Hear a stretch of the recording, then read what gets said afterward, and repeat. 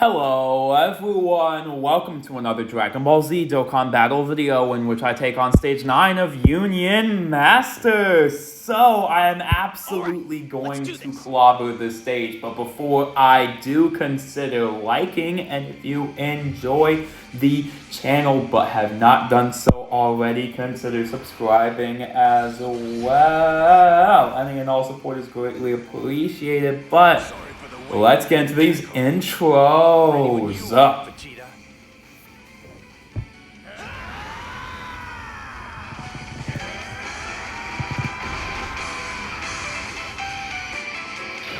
Alrighty, y'all. I do not anticipate any sort of challenge from completing this because the difficulty of this event is largely based around how well you can construct a team based on the restrictions.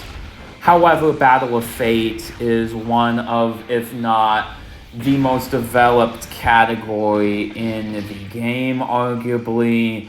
A lot of the strongest characters are on Battle of Fate, so it is not difficult whatsoever to construct a strong team around the category. Look, I even brought all 6. I didn't have to bring all 6 Battle of Fate, but I did just to show y'all this is not tough. This really is not a tough thing to complete. However, the stone rewards are pretty good, so we absolutely take that from this event. So I am going to go ahead and clear this event and then get on out of here.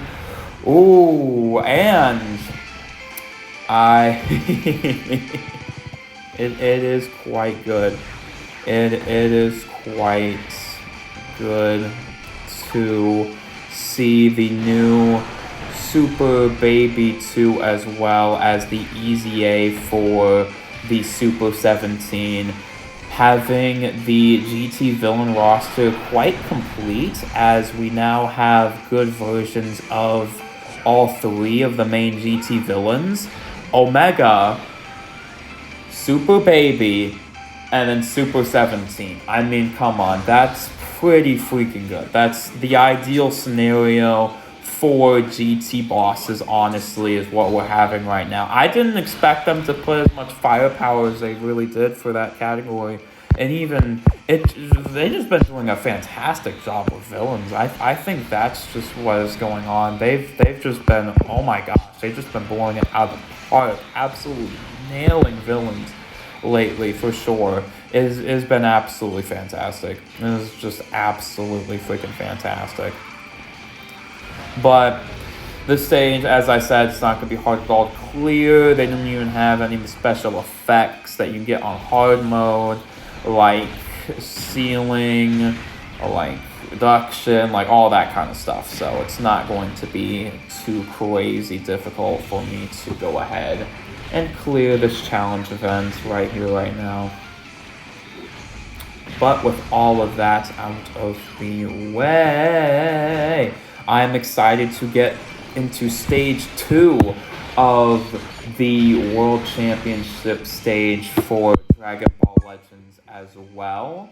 They did drop a pretty good data download this week with the supporter pickup events as well, so I am very, very, very, very happy about that.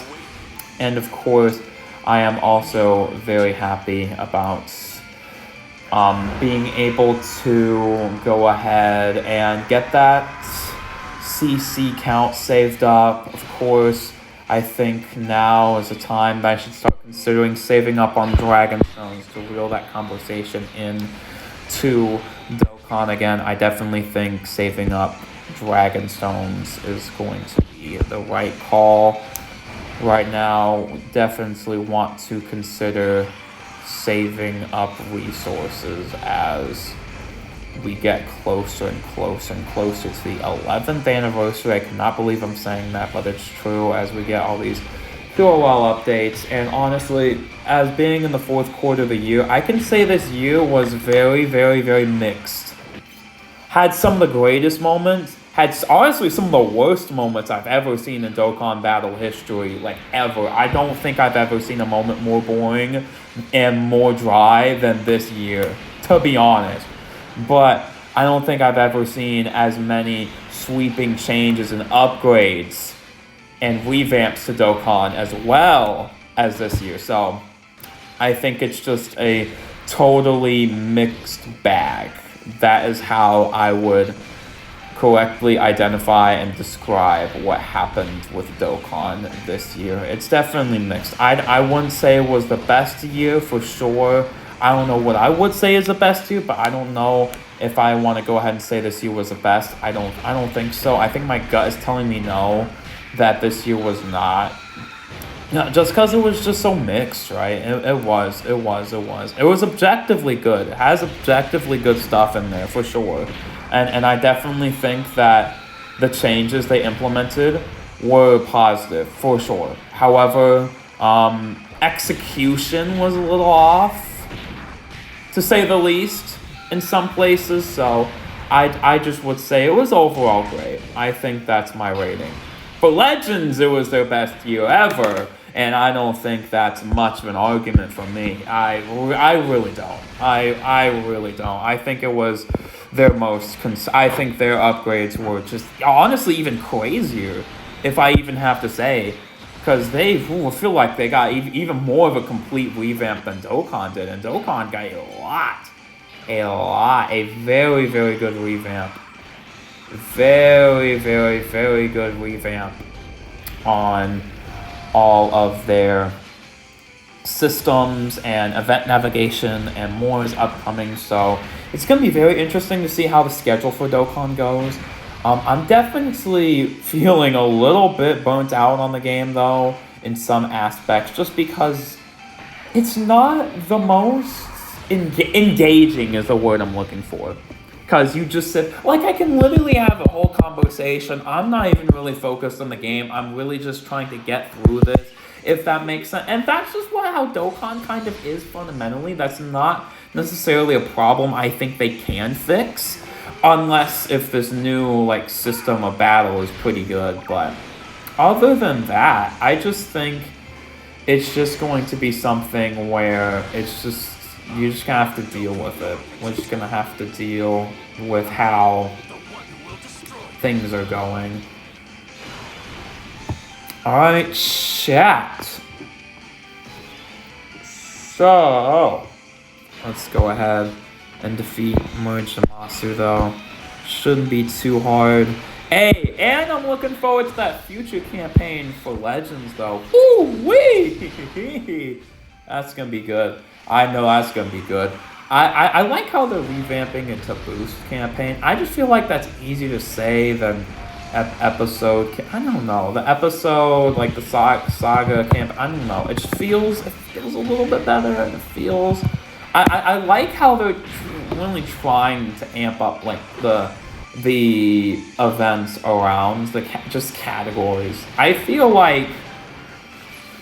I don't want to say I feel like Dokkan could actually try something like that, because, you know, they do like to buff categories too, right? But, you know, I feel like, and stop me if I'm wrong, but I feel like sometimes they drop things and expect to buff a team, but they don't go all the way.